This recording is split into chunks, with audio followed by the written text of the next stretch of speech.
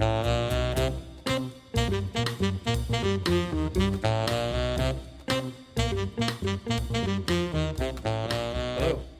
Hey, man. Hey, how you doing, man? Oh, not too bad. Just hanging in from a crazy weekend. I was in California last week doing some gigs and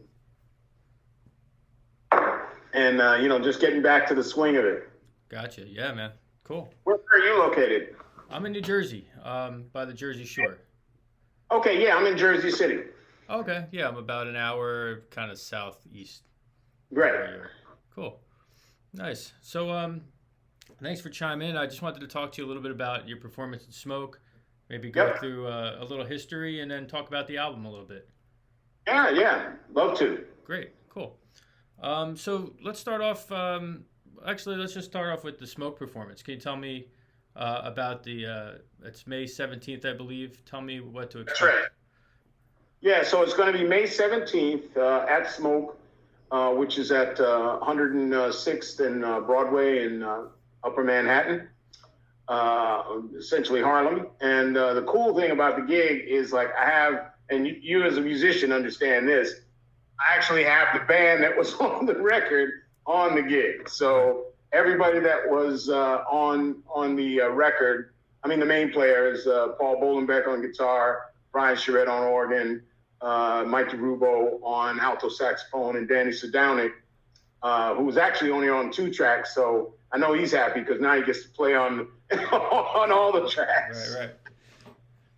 Awesome. Cool. And then there's another percussionist, I think, on the album. Am I correct? Yeah, Richard Huntley. He actually is in Austin. Otherwise, I'd have him come up too. He's teaching at U of T there, so he couldn't come up. But otherwise, I would have had him definitely be part of this, really fun event. Yeah, great. Yeah, I listened to the album. It's great. It's long. There's got a lot of songs on Yeah, there. I got that complaint. The funny thing was when I did it, I was thinking of, maybe having 2 albums worth of material, Mm-hmm. But, and talking to Carvin and, we were just like, the way I conceived the album was really like a homage to all of my mentors and teachers, So my dad, the saxophone player, obviously everybody knows George Coleman. Mm-hmm. He's on 2 tracks. We do one of his originals. We co-wrote an original together. And then also my mom, who, really was my actual teacher of music. I didn't really learn that much from my dad. I learned, from, watching him Right. and listening to him and seeing all the bands he played with and playing in his band. But it was never like, a formal kind of thing where he was like, okay, well, this is how you play jazz. You know what I mean? And which is ironic because he is a great teacher, but we didn't have that kind of relationship. So really all of that came from my mom. So the organ is, kind of a homage to her. She was originally a bass player, but, was probably most known for being an organist. And then, Michael Carvin, who was actually my drum teacher and then also ended up producing the date. And then last, Richard Huntley, who, introduced me to, Bata drums. I mean, I'd always been, into Cuban music. I'd hung out with, Mario Rivera, Tito Puente, all the guys, I knew and met, Paquito de Rivera, Daniel Ponce, Ignacio Borrara, before anybody knew who they were. They were just like Cuban immigrants in New York. And, of course, I was blown away by, what they were doing musically because I hadn't really heard anything like that before, Right. because it was a modern take on the traditional, kind of Tito Puente salsa, Latin jazz kind of approach. It was fresh because those guys were bringing that right from Cuba, and Andy and Jerry Gonzalez are the ones that kind of, introduced them into the New York scene. And as they say, the rest is history, right? Yeah. Cool. So having all those tunes and having like the longest CD in probably 2023 is really like it would have felt like I was cutting off the legs of what the whole idea of what the album was. So I was like, I'll take the hits, and and if people like it, cool. If they don't, it is what it is. You know what I mean? I was happy with how it came out. Absolutely. Yeah. Not necessarily. I just dug the whole general vibe of it, and that was enough. Absolutely. Yeah. Don't think of it as a complaint. It was never boring or tedious. I enjoyed it. No. I mean, people have said that, but I never connected with that. Right. For the reasons that I just described. Now, maybe in hindsight, I might have done something differently. I don't know. Mm-hmm. Part 1, part 2. I don't know. You know what I mean? Yeah, but it does have a flow, I think. I mean, I could tell that you're sort of like referencing all your influences. There's definitely a lot of variety in feels. That mix of standards with original tunes. Lesser known originals, I should say. Right. Yeah. And which of the, I just want to confirm, which of the 2 tracks is your father on? Is it? Oh, yeah. Dad is on Amsterdam After Dark, which, of course, he penned. Right. And then we co-wrote a tune entitled Made for, his childhood friend and also one of my mentors, Hal Mayburn, who had passed, about, a year and a half ago before, we did the album. Okay, right. So, and then Rakin' and Scrapin', that's a Harold Mayburn tune. That is a Harold Mayburn tune that I played with, Harold countless times, and with Big George, who, I affectionately call my dad. Mm. And so, I mean, I've always felt like here's one thing I learned from my dad. He's like, son, when you're playing for people, no matter what kind of music you're playing, you're still, you're one of your jobs, if not your main job, is to entertain. Mm-hmm. And so he's never been a big believer, although he's a great composer and could easily write, 10 tunes in a night and do an album of all originals. That's never been his thing, because he's always like, I want people to have some meat to chew on, and then I'll get them with the other stuff later. Right. So for me, Rakin', which is of course an incredibly fun tune to play, you can hear it mm-hmm. in the vibe that we create. Like everybody had a blast playing it. Is a great tune, and I said this should be the first tune. Obviously, I have my my call right. Before, but I mean this should be the first full band tune on the album, because it's this record is fun. It's a party, bro. Mm. Yeah, no, definitely. I mean, on that one, I could definitely hear like the Blue Note vibes, I feel, and just the instrumentation you chose too, I thought was pretty cool. I mean, and part of that was like, I sort of had like this band called the Rivington Project, which I had with other musicians, and then I kind of just borrowed the name myself. Right. And it was always kind of like meant to be like a trio, either guitar, bass, and drums, or guitar, organ, and drums. And so Brian and I and Derubo played a ton of gigs in that configuration. Mm. And so to me, organ was definitely, besides the homage to my mom, it was also, that was our connection as a band, was always through the organ, although we had done quartet gigs, with the traditional piano, bass, and drums. Mm-hmm. But, I just felt like the versatility and the funkiness of the organ was something that I wanted on this project. Yeah, I get it. Cool. Yeah, I mean, and also, like, did the arrangements come from you primarily? Like Willow Weed for me? Yeah, I did all the arrangements. I think only one Van Tecker, we kind of did like a last minute, a few changes on the spot, but everything else is complete.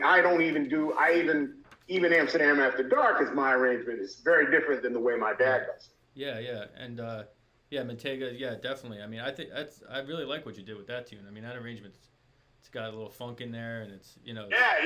Time. I mean, that's it. It's and that just kind of happened organically. Years and years ago, man, almost like probably 30 years ago, there was a beautiful restaurant in New York in Tribeca. You know, when Tribeca was kind of like, you know, people didn't even know about it. Yeah, right. I like had this beautiful restaurant. It was in a one-story building, beautiful building. A guy like did like custom architecture and custom metalwork, and it was like an upscale Mexican restaurant. And he used to be part owner in this restaurant called Tortilla Flats, which was very, very popular for like probably 30, 40 years. Just recently closed a couple of years ago. And it was called El Teddy's. The guy's name, I think, was Teddy. And so you called it El Teddy's. And so I had a band there, which, you know, changed, you know, based on who was available. And it was like myself, Don Braden, Daniel Sadamic, Essiet, Benny Green. Nobody knew who any of these guys were. Like nobody was famous yet, you know. Right. And we played there every Monday night.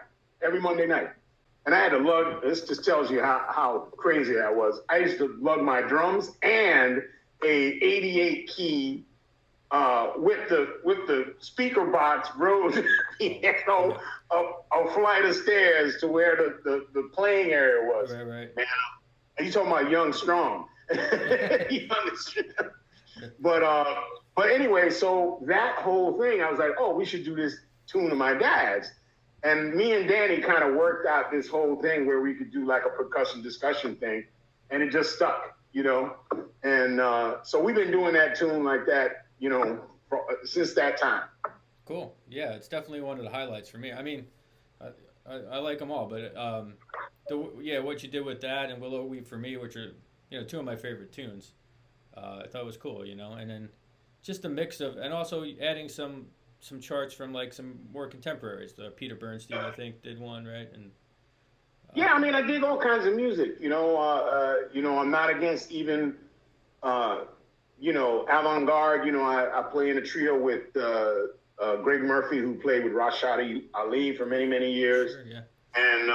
And so that trio is like that trio is a combination of like, you know, standards, originals, and, you know, free music, you know. So, you know, I mean, all I try to do, and again, this probably comes from my dad and mom, is to play stuff, no matter how out or in it might be.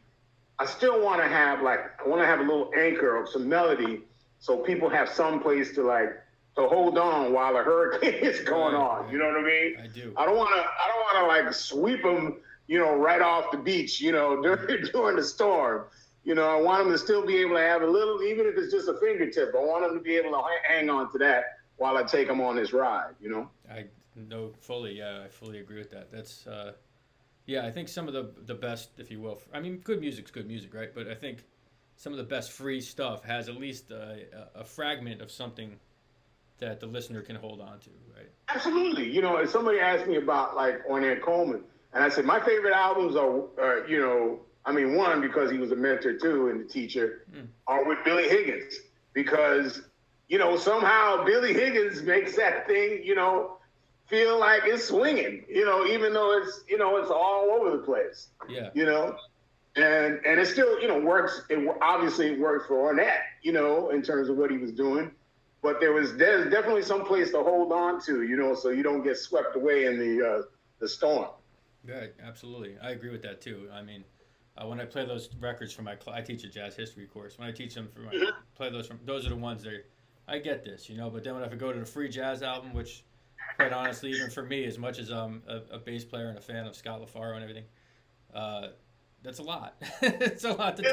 It's a lot. You know, it's not an easy you know, connection. You know, and it's certainly difficult to explain to people who don't know, you know, the history of the music. You know, jazz or band or whatever you want to call it. So you know, it's tough to like if you just throw them in that pool, they're just gonna drown.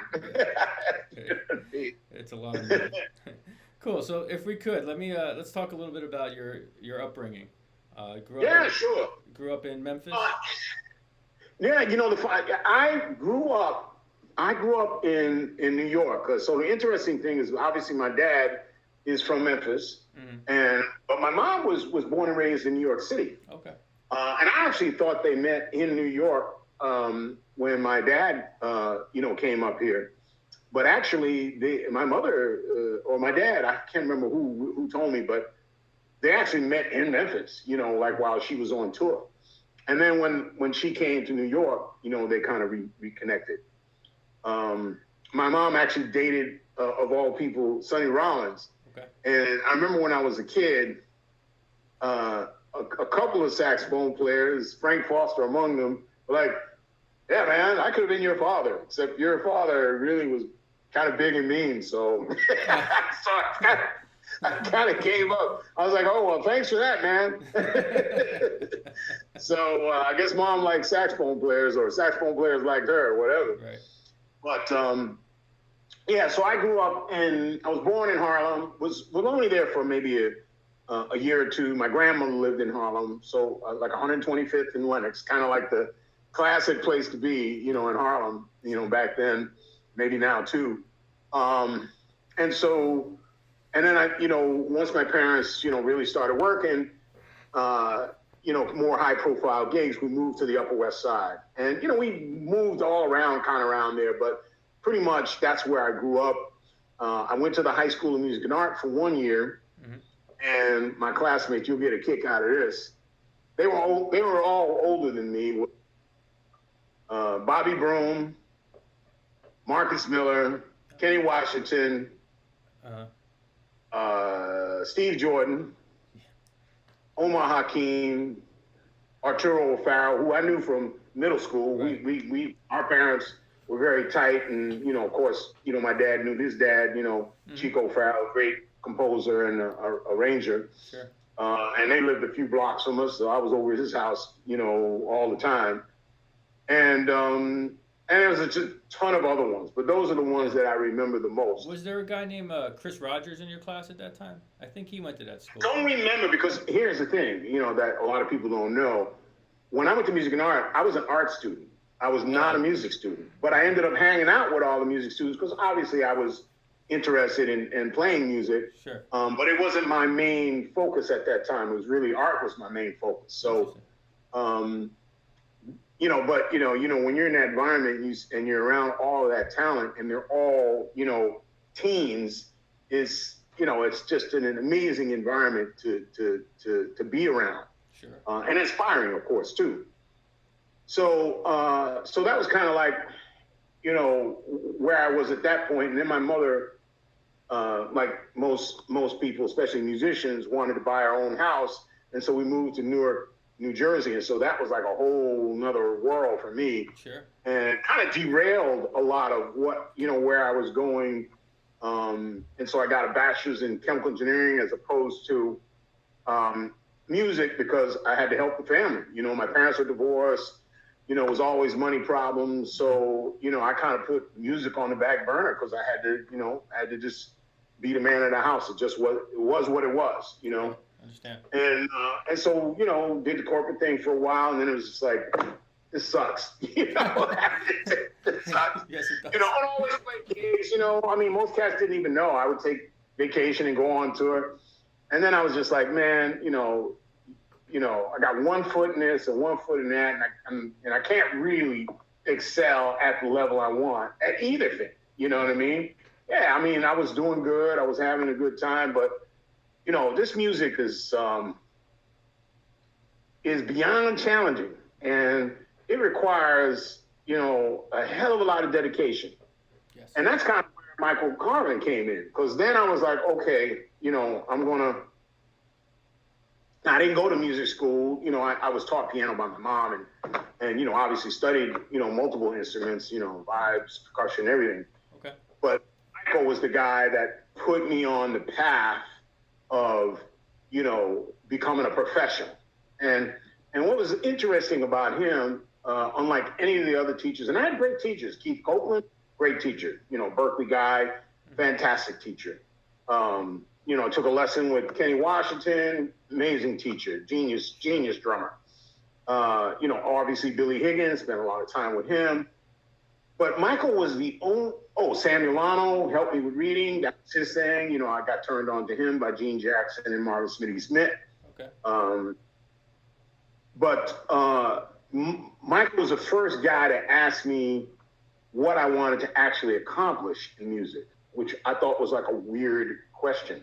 It's not weird when you think about it, but you know, at that time, I never thought about it. You know what I mean? I was just like, I want to be a good drummer, I guess. You know, was what I was thinking about. And then he said, well, what is it that you want to do? You know, where do you see yourself? And I was like, I said, well, I want to be good enough to play in my dad's band, because my thinking was, you know, I wasn't good enough at that time. And I was like, if I'm doing that, then it's a pretty good chance I'm pretty good to play in most people's bands if I can play in his band. Yeah. You know, because that's a really, really challenging gig for every person in that chair. And I can't tell you how many times I've seen people, you know, fall by the wayside thinking it was going to be easy. So that was where I was, and so he was like, okay, that's a great, great goal. And the reason he did that, and he did that with all of his students, was because he was like, you don't have a goal that is quantifiable. You know, when you hit the roadblocks, you're not going to get it done. Right. You know what I mean? And you know what I mean? He had other students that, well, hey, I want to play with Beyonce or stuff like that. Stuff that sounds ridiculous, but let me tell you, everybody who had one of those, next thing you know, that's what they're doing. Right. I mean, that's the kind of guy he was. And so when we started talking about this album, that was a logical cat to, you know, in my mind, to produce it. Cool. Yeah. That's so why did you gravitate, out of all the instruments, the drums? How did that come to be? Well, you know, the story was when I was born in the hospital, Miles was there and Max was there, and Miles was like, he's going to be a trumpet player, and Max was like, he's going to be a drummer. And so Max actually ponied up and got me a set of drums when I was about 6 or 7. Okay. So he won out. But I mean, more to the point, it's like you're a musician, so you understand this. There's just like, I mean, you can play multiple instruments, sure, but there's usually like an instrument that just seems like the one where your voice, you know, can come out of it. Like, you know, like I can't remember the saxophone player's name, is escaped me, but he played guitar and he played saxophone like Train. But when he played guitar, you know, he sounded like himself. He didn't sound like anybody, you know? Right. And it's that kind of thing. That was kind of my thinking about it. Like, this is where I feel most comfortable expressing me, you know? Yeah. So that was that. Very cool. So, yeah, I remember. Yeah, I was reading something. So your first drum lesson was with Max Roach, I guess. Yeah, it was with Max. Yeah, wow. Yeah, that was scary. Yeah. What do you remember from that? Do you remember anything? I mean, I remember him being very kind because I was really young, you know. But I also, the thing I remember about Max was like reminding me of my parents in that he was like a regal figure. You know, my parents were always incredibly proud and dignified people. You know what I mean? Yeah. You know, they didn't go to the bandstand looking like they just, you know, came out of a sandbox. You know what I mean? They were, you know, they had a lot of respect, self-respect, and respect for the music and respect for the audience. And that's what I remember. Like, Max had a suit on. You know, he was like having a drum lesson with a little kid. He had a freaking suit on. Wow. You know, I think he might even had a tie on, you know? Yeah, wow. And that was Max. Max was great. Max was great. And then you said Billy Higgins is one of your major influences. Yeah. So Billy, was probably, around that time, the 70s and 80s, Billy and maybe Idris Muhammad was my dad's two favorite drummers. And so I saw those two guys a lot. And so, I just always marveled at Billy for a couple of different reasons. One, he brought so much joy to music, I mean, it was just like you couldn't like have a sour look on your face when you were listening to Billy because it was just impossible. And he also had and similar, I think, maybe to Idris, he had a knack of creating multiple grooves within a song, even. You know what I mean? Like he just always knew, like, oh, this is the right thing to pay for that, and he did it flawlessly. I mean, he was something else to me, and he was just a kind guy. Would never take money. I mean, I always wanted to pay him, and he wouldn't take it. He was just like, this is kind of like, this is my giving back. Yeah, great guy, kind guy. Of course, there was two sides to Billy. There was the Billy who was, had a drug addiction problem, and people remember him quite differently than I would have, when he was obviously, clean and spiritual, had found his center, Yeah. So you were just surrounded by all these jazz musicians, I guess, all the time. Just everywhere. All the time. Just some of the greatest people and greatest musicians in the world, And that was one interesting thing. My mom, when she moved to Newark, in some ways, Newark was okay because, I missed the New York connection, but there was a scene in Newark at that time. It didn't last long, but yes. Mm-hmm.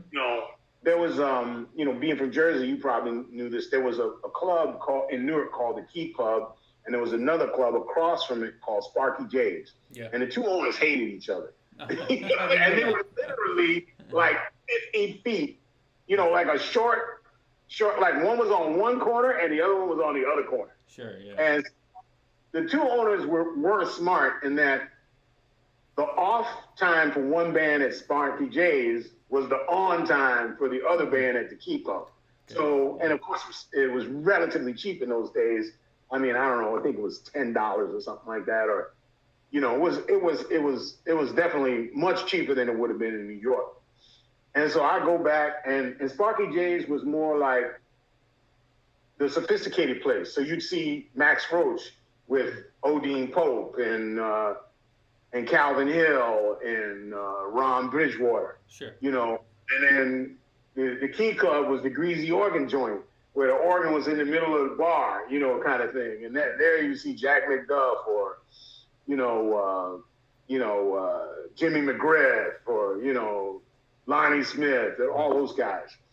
So it was like, it was kind of a cool environment for me, being still like in high school and then later, early college, to just go down there and see these guys. And they had jam sessions. Sure. So I learned a lot of, went to the jam sessions, learned music, played with guys, when I probably shouldn't. I met guys like Eddie Gladden, great drummer, nobody talks about, killer drummer. I mean, guy was like one of the most swingingest drummers I've ever heard, Familiar. Yeah. He was killing. And at that time he was playing with Dexter Gordon. So that tells you, where he was at. Sure. Rudy Walker was another guy. He's still around. Great drummer. Yeah, I've played with Rudy before. Yeah. Yeah, so you know him. I mean, it was like some great. There was some great Newark musicians around that time. Mm-hmm. Jimmy Anderson, tenor saxophone player, played a lot with my mom. He's long since gone. A lot of cats. So I learned a lot, from that environment. It was very different, but and that's kind of where I got into the organ, because then my mom was, of course, playing gigs there too. And she kind of started hiring me when I was younger, not really ready, but, she's like, you gotta learn it. You gotta learn somewhere and somehow and sometime. So here it is. As Mario Rivera used to say, who's playing my dad's octet. The first time I sat in with that band, he was like, "We're going to feed you to the lions." Great. That was his line. I was already freaked out. Yeah. I was like, "Oh, okay, thanks, man." Yeah. They were going to Europe, and Billy Higgins, who was still on the West Coast, hadn't gotten there yet, so they were doing a rehearsal at, of all places, there was this guy named, great percussionist who Don Romao, played with Weather Report. He had a studio called Black Beans in somewhere downtown Manhattan. It might have been like in Tribeca or something, or Soho or something. Before that, those areas were crazy. And so that band was, I think it was Frank Strozier, Mario Rivera, of course, Clint Houston, Harold Mayburn, Danny Moore, I think maybe Junior Cook. Oh, wow. And I was on drums. Awesome. Just for the rehearsal. Yeah. So, and it was hard-ass music. It was George's octet, crazy. Crazy. Wow, yeah. Never forget that. Yeah, Newark has an interesting scene, and it kind of had a little resurgence for a while. I lived in Belleville, which is right. Yeah, right next door, really, Yeah, because I went to Rutgers Newark for my master's, so I was back and forth from there. But lots of gigs at the time. We're going back a little ways, but yeah, I always found Newark jazz fascinating for some reason, Maybe. Yeah, it was different, right? Yeah, it was, and like you said, there was like a certain edge to it that was a little different than the New York thing. Yeah, I mean, which I dug, and you probably know I did do a gig at Clemens Place recently, and I was just so happy, and of course that's associated with Rutgers University. I was so happy to see that there's a really nice club where you could do stuff like that. Yeah. So I just hope that they can get a few more in there. Let's hope. Yeah. So some of the other early musicians you worked with, Harold Mayburn as well. Was that one of your first Yeah, I worked with bigger gigs? Yeah, I worked with Harold. I worked with Benny Powell, great trombone player. Worked with probably the longest, apprenticeship, I would call it, was with Dakota Staton. Oh, okay. I played with her for about 5 years, and played with a lot of different musicians you might even know. Some of the Jersey guys, Bill Morin, great bass player. Bross Townsend, piano player. A lot of people don't know, but man, he was incredible. Great piano player. Played with a lot of singers, Jimmy Scott, people like that. Oh, sure. He wrote all of her arrangements in that relatively new band. This is probably like the 80s, I guess, 80s and 90s. And he wrote all of her arrangements. Great. Dave Jackson was another one who was in that band, bass player. So that, her, I learned, because my mom was a singer too. And she wrote for singers, and she always said, some of the best training in the world for a drummer is playing behind a singer, because then you're going to learn dynamics, and you're going to learn a lot of tunes that you would not normally play with other people. Yeah, and of course, for rhythm section players, you're going to be playing tunes in different keys that you're not used to, based on the singer's, choice and range. So, I stayed with her longer than a lot of guys did. One, because she didn't fire me. And two, I really loved it. A lot of people hate playing with singers. I love playing with singers. I mean, of course, you want to play with good singers, and she wasn't good. She was a master. Yeah, next level. But even when you play with bad singers, you learn a lot of things, because you have to keep it all together for them and make them sound good. And that's the job of a sideman. And then the drummer, play great time, play with dynamics, swing your ass off, and make everybody around you sound better. Absolutely, yeah. I mean, agree. I think some of the best training I've ever received, I used to do a singer's jam session At, Oh man, yeah. Oh man, I can imagine. Oh What yeah. that must have been like. So when you talk about levels, it's like there's some great Carrie Jackson and good singers that I was with, but and it was a trumpets jazz club in Montclair. I used to do it every week. Oh yeah, of course, trumpets. Yeah. Yeah, and yeah, and it was just, but having to learn, that's before all these apps where you could change the keys and everything super simple. Right. Right. You had to do that in your head on the spot. You know. And sometimes the key to, especially in those jam sessions, the singer would tell you is not the right key she's singing. Well, so you'd have to do like a double take, like right on the spot. Yeah, no, it's wild. And then some other names I think I came across with you. Did you do some stuff with Jimmy Smith? No, I didn't play with Jimmy Smith, but obviously I knew Jimmy. At the time, ironically, the guy that was playing in his band, who I didn't know at the time, but became incredibly good friends with, who lives in Jersey now too, is Tommy Campbell. Oh. And Tommy Campbell is his nephew. A lot of people don't know that. Tommy Campbell was a nephew of Jimmy Smith. And remember, he used to call him Uncle Jimmy. So, no, I didn't play with Jimmy. I did play a couple of gigs with not Jimmy McGriff, the other organist player, Jack McDuff.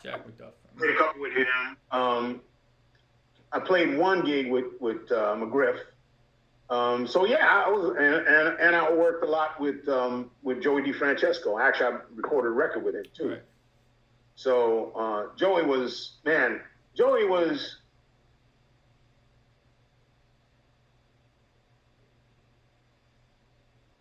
a genius, first of all. Right.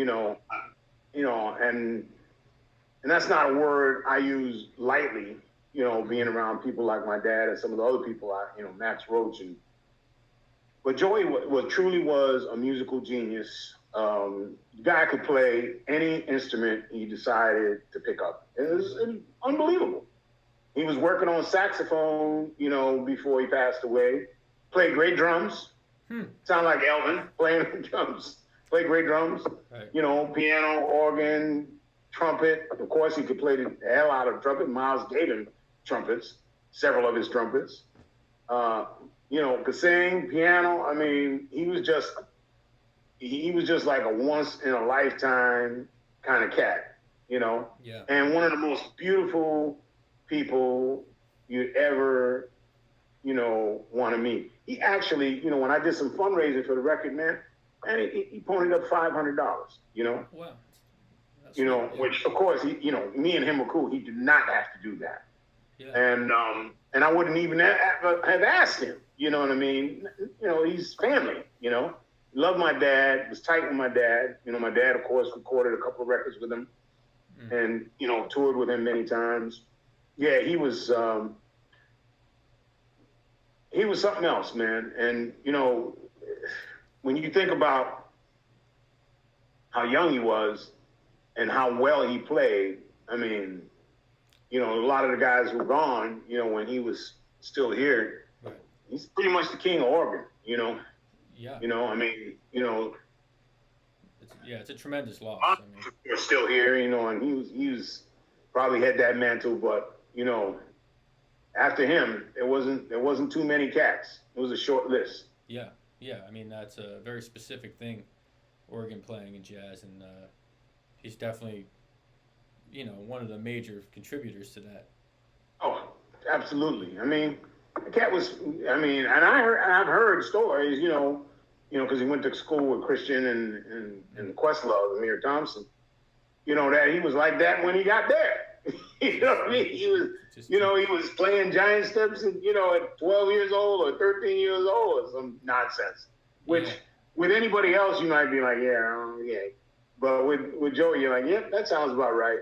Yeah, there's a few guys like those virtuosic guys who just have this ability, And I don't know, was your father like was he a guy like that who was just virtuosic as a? Yeah, he had no teachers, man.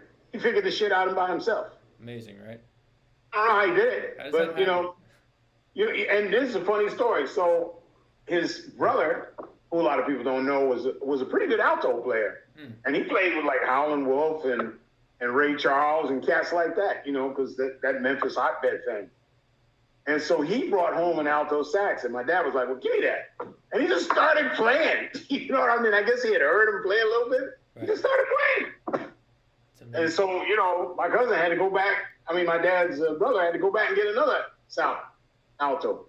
And there was a teacher there. There was a guy named Matt Garrett, who is actually Dee Dee Bridgewater's father. A lot of people didn't know that. Did not. So he was running the music, one of the guys running the music department when my dad was down there. And so he had a very good foundation. His first professional, I think, paid thing he did before BB, you know, that was of note, was he wrote an arrangement for Ray Charles. He was like 16 or 17. Wow. And the teacher was like, "Oh, yeah, I got this real young saxophone player. You want to meet him?" He's like, "Yeah, can you write an arrangement?" I'm like, "Yeah, absolutely." Don't know how he figured that out, but he did. Yeah, how does that? And then, years later, Ray Charles runs into the teacher and is like, "Hey, whatever happened to that little alto player that I met all those years in high school?" He said, "Oh, he's playing with Miles Davis." Just a small little gig, right? Yeah. Oh, wow. That's crazy. And then, so were your grandparents musicians as well? Yeah, the funny thing is I only knew my grandmother. I didn't know a grandmother on my mother's side. I didn't know any, that's not true. I knew my grandmother on my mother's side and my grandmother on my father's side. But I didn't know any of the paternal grandparents, so they were all had passed away. Mm-hmm. So to my knowledge, nobody played any instruments, you know, although there's like, you know, these kind of like family secrets things where maybe my mother's father might have been involved in music somehow. But, you know, as far as I know, really, it was just really about my mom and dad, and then just went from there. Now, forgive me, because I'm a little less aware of your mother's work. Was her... Yeah, so... Go ahead. Yeah, so her thing was, she was originally a bass player. And she went to the then Music of Art in those days. Her name is Gloria Coleman. She later, her kind of like, how she came up in the music is she basically had the jam session at the old original Birdland. Oh, wow. Okay. And so in that band, she played bass. Melville Lister played trombone. Junior Cook was the sax player. And Kurt Lightsey was the piano player. And so, of course, you know, you had these two brilliant female musicians with an overall great band. And so everybody wanted to sit in. So sure. Charlie Parker, John Coltrane, you know, Dexter Gordon, you know, Hawk. I mean, just go down the list. I mean, Birdland was the center of the universe. Sure. As far as, you know, music, you know, Black American music was concerned. So everybody wanted to play with Gloria Coleman, you know, and, you know, her band. And so she got pretty famous, you know, just from that. And in fact, she later switched to organ. And I think she said to me she switched to organ because a couple of reasons. One, organ was becoming more popular. And this is like late 60s. Sure. And she got, you know, she was like, I'm not. And then, of course, bass players started using amps. Mm-hmm. You can appreciate this. And she's like, I'm not carrying an amp in the bass. She was like a little woman. Yeah. So she's like, I'm not carrying an amp in the bass, you know, on the subway, you know. Fair so, point, so she is on this record that was on Verve. I think it was originally on Impulse, and it's now on Verve. You can still find it. It's called Soul Sisters. Okay. So that's with her and her friend. Oh, and I forgot the drummer, Pola Roberts. So Pola Roberts was a drummer in Birdland and is a drummer on my mother's record. And on that record is, trying to remember, Grant Green is the guitar player. and saxophone players, I believe Leo Wright. So Leo Wright. Okay. Mm-hmm. yeah, so you could find Soul Sisters is still out. You know, you can get it on Spotify and whatever. Oh wow. So that became her thing, you know, and that became kind of her greasy organ thing. Mm. And so subsequently, years and years later, this is a funny story. So my mother calls me up, and you know, probably know Pete Fallico, radio guy out in the Bay Area, okay, who's an organ freak. Mm-hmm. So he wanted to record my mother, and so my mother goes to me and says, "Hey, I just talked to Pete, and I don't think I knew who he was at that point, and he wants to produce a record, and he wants to have me on it, and he wants to have you, and he wants to have your father on it." And I was like, "Oh, okay." And I think she was going to use this guitar player from Pittsburgh.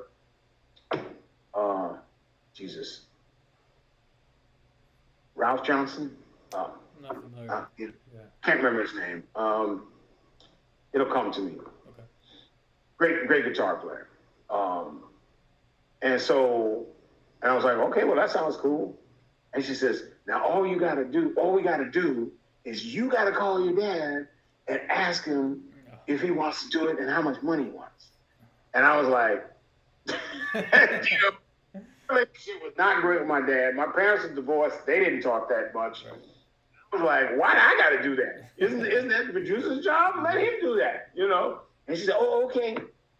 So then a little while later, I get a call from the producer, Pete. He's like, "I'm really excited, George Jr. I got this project. I'm gonna get you, your dad, your mom, and you know, Richard Johnson." And I was like, "Okay, cool." He said, "All you have to do is call your dad, find out what money he wants." You know, I was like, "Fuck, man," you know.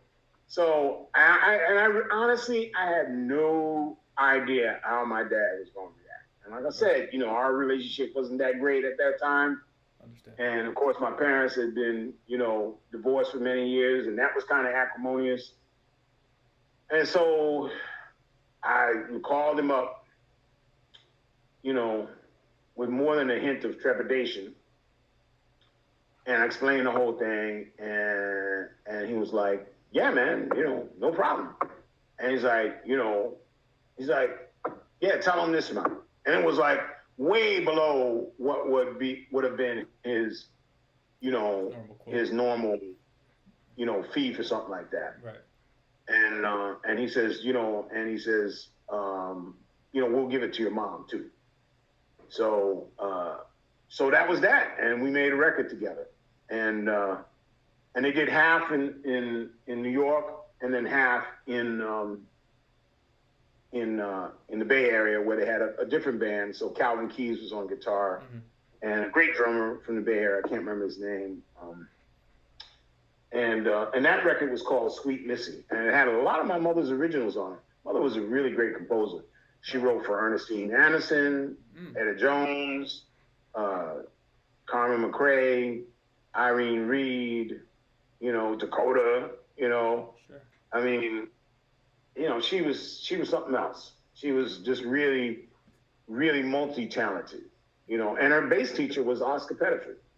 Get out. And when I asked her how did she learn in high school, and he got her the gig with the Duke Ellington Orchestra. He got her an audition, and then Duke heard her play bass and told her she didn't have to play so loud. That it was a big band, but she had to play that loud because he figured, you know, I'm a woman, they're gonna think I can't play loud enough for a big band. Right. So she went in there and just dropped bombs on him, and he was like, "You don't have to play that loud." And I said, "Well, who taught you organ?" She said, "I played piano." And she said, "Jimmy Smith." You know, she went, you know, the thing that she didn't understand was how to incorporate the bass pedals. Because my mom was like, if you ain't paying the bass pedals, you ain't an organ player. Yeah. And so Jimmy taught her that whole thing, like how to feel it, you know, how to create the bass line so that it would work. Right. And what to do with your left hand when maybe it was too fast, or how to incorporate that. So she learned that from Jimmy. You know, just a couple of lessons. Yeah, that's pretty awesome. I mean, I'm sure being all that bass playing training, it's just a matter of the technical element of Exactly. where the bass lines are probably. I'm gonna have to check into it. Thanks for sharing that, man. Yeah, no worries. I don't know how I she missed told, that. I was gonna say she told me one funny story, and this is before I was born.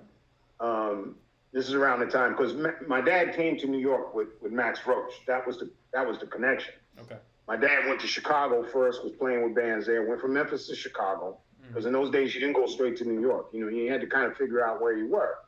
In the pantheon of players. And so, there he was playing with, Clifford Jordan, Johnny Griffin, all the great Chicago, saxophone players. And Hal Mabron was there at that time too.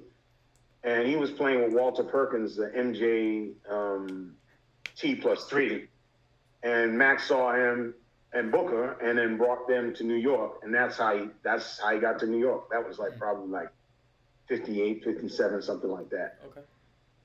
And so when they, were with my mom, they stayed with my mom. And she said George and Booker would just be practicing all day. And so they would get her to play piano. And, she was a bass player, but, she knew the keyboard. She had studied it. So I'm, but you can imagine those two cats, knowledge of harmony was just on another level. And so one time they were playing some passage and my dad said, "Hey, Mama, what was that voicing or chord you played?" And she goes, "I don't know." She's like, "It just sounded like it fit to that crazy shit you guys were playing." So, it was pretty funny. So she had some amazing training. That's awesome. Great. Cool. What else do we got here? I think I got to whatever I had prepared. Anything else you want people to know? No, I mean, I think, I'm just really excited because, I and you probably have the same thing, doing an album is a huge undertaking, especially when you're going to do it yourself. Yeah. And, and I had been very, very content to just play and be a sideman because it's just so much easier. You just show up at the gig, right. Do your job, and it's over, Mm-hmm. But it was way past time for me to do a project that kind of represented not just me, but kind of where I am right now. Yeah. And so, and you know how it is, you're never happy with any project you do. You're always waiting for you're thinking okay, when I do that next one, it's going to be much better.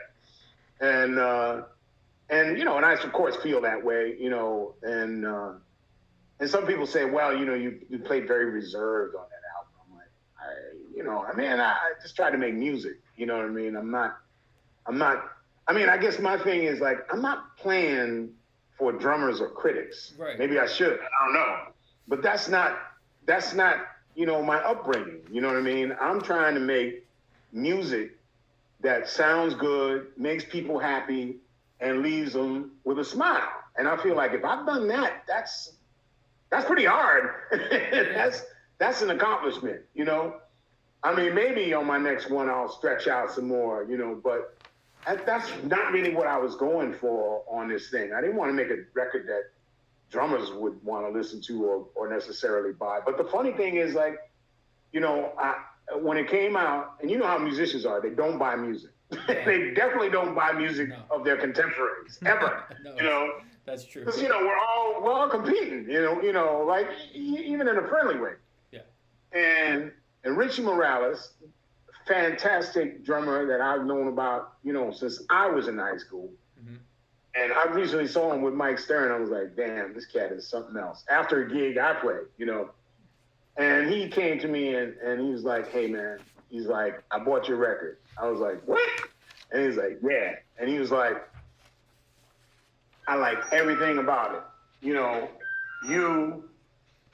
What you played, what the band played, the tunes, everything.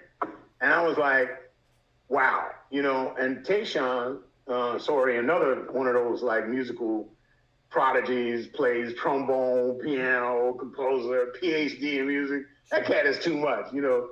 MacArthur Genius Grant. I mean, just go down the list. You know, great drummer too. Just fantastic drummer. Amazing that he can play all those instruments and still, you know, play that instrument the way he does. And he was just like, man. He said to me, I bought your record. I was like, what? And he was like, and he said something like, he said, thank you for taking care of the listener. And I was like, those quotes from those guys, I don't need anybody else, you know, to say anything about it. Now, the interesting thing, my dad, who was like, you know, everybody thinks like, you know, oh yeah, it must be easy, you know, or even when I was working with my dad, oh, he's working with, because George was never like that. George was like, if anything, until he felt like I sounded like Billy Higgins or somebody like that, I was not sitting in that chair.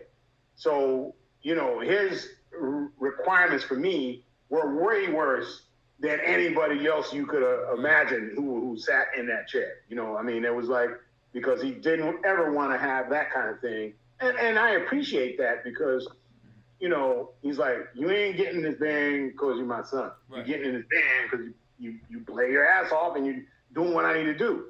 And so when I played the record for him so he could hear his tunes, he said, well, let me hear the whole thing. And I remember we were going to a session somewhere, and then he's like, man, the record sounds really good. And I was like, oh, okay, you know, thanks, Dad, blah, blah, blah. And then, like, I saw him another week. He said, man, put that record back on. I was like, okay, he likes the record. You know what I mean? Because he doesn't do shit like that. I mean, people give him records all the time. They just pile up in his apartment and never listen to. Yeah. So I guess, you know, what I'm trying to say is, you know, I am thankful and humbled by, you know, guys who I consider, you know, in some cases peers, in some cases idols of mine, that they dig it. And so, you know, yeah, the next one hopefully will be much better. But, you know, did the best I could at the time. I'm happy with it. Listen, I have no dog in the fight, but I can tell you, I thought I really liked it. And the fact that I feel like the drumming really serviced the tunes, you know. And well, thank you. But I definitely hear a specific personality in your playing. It's not as if you're mimicking only what you like, the way you accent on the snare, particularly on some of those pieces. I took notice of that, you know, and thank you, man. It resonated. And well, I want to keep it moving. I want to keep the music moving, and so that's why I kind of gravitate towards that. Yeah, you know, I want it moving. Definitely think you accomplished it, and the players are, I mean, obviously top notch. I mean, the musicianship. Everybody played great on that record. Yeah. They really did. And everything was like 1 or 2 takes, man. That was it. Yeah, it's awesome. It's great. Well, congratulations. Thank you, man. Appreciate it. I'm going to do my best to, so basically I have 2 things going on. I do a podcast, called 30 Albums for 30 Years, and then I do where we evaluate albums from the past, but I also do contemporary stuff as well. And then I do an interview portion so recently it's like Stanley Clarke, Ron Carter. I heard the Ron Carter one, man. That was fantastic. Cool. And then after in about a half hour, I'm supposed to speak with George Benson. Hopefully. Wow. Yeah. So ask him about Gloria Coleman. Ask him about Gloria Coleman. Okay. Yeah. So I'm going from one George to another. Ask him about Gloria Coleman. George Benson knew my mom. Okay, I will. I'm going to put that down right here. So, you know, I'm going to get that out to that. And then hopefully I also write for Jersey Jazz. Now, they did their May issue already, but he did say if I can get something out, we'll put it on the website portion, which is basically that's what people read anyway. So. Hey, man, I really appreciate it. You know, you know how it is. You know, when you're trying to front a gig or a record release, it's more work than it is music. You know. I know. And every little bit helps. It is. It's a lot of work, man. I'm contemplating doing another record, and it's like, I love the process of making the music, but man, the promotion and all the details after that it's not what we were trained to do, you know. I remember like doing records in the 80s and big budgets and, and not doing anything. Right. Just basically going to the studio, play, and then everything else just got taken care of. Yeah. Including tours even.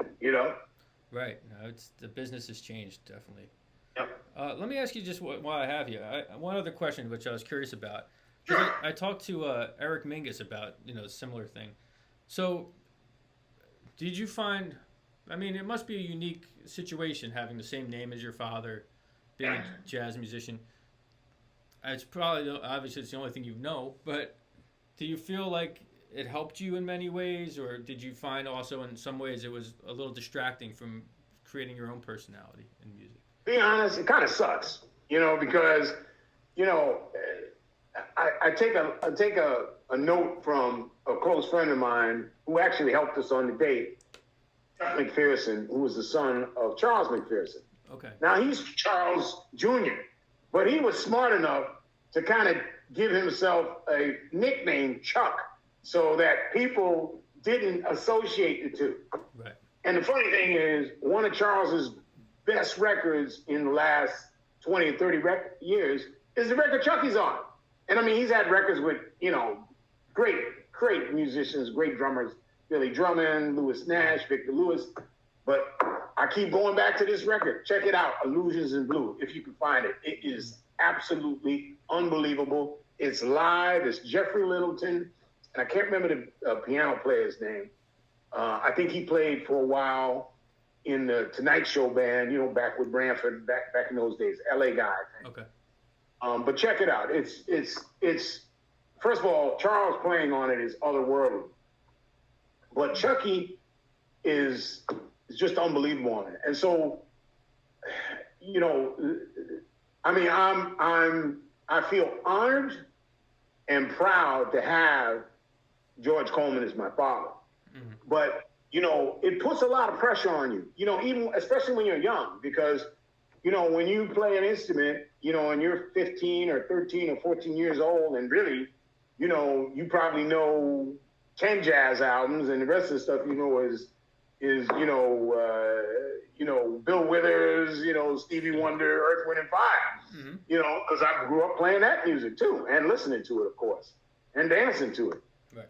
And so, and then you go to play jazz, which you're new to, and everybody's expecting you to sound like Tony Williams. I mean, it's a lot, it's a lot. And it's probably why I kind of did different things, went to art school, went to engineering school. Mm-hmm. I have a bachelor's in chemical engineering, never really used it, but there it is, And so I think if I had a different name, that would have been, it would have been easier for me to navigate.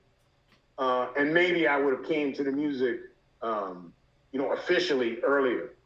But, it is what it is, right? What you get is what you get. And I'm sure it didn't hurt. But in a lot of ways, it was much tougher and much more scrutiny than certainly I was ready for, Right. I'm saying when I was really young, Sure. So I don't know what Eric's attitude was about it, but that's kind of how I felt about it. Yeah, I think pretty similar, actually. Of course, his music's a little bit different than the jazz necessarily, but yeah, it's a blessing and a curse. Yeah, that's what it is. It's definitely. I would never paint it as bad or. Or even like, I mean, now I'm like, would it be better if I had a different name? Not really. I mean, but I mean, I think, using a pseudonym or moniker, like right. Chucky did, kind of takes a little bit of the pressure off, Sure. Yeah, I would understand it. All right, cool, man. Really nice talking to you. Oh man, pleasure, man. Always a pleasure talking to another musician, man. Absolutely, and hopefully we cross paths somewhere down the line. I hope so soon, man. And thank you for doing this. Really appreciate it. My pleasure, and good luck with the record. Oh, thank you, man. Have a great day, man. All right, thank you. Take care. Bye-bye. Bye now.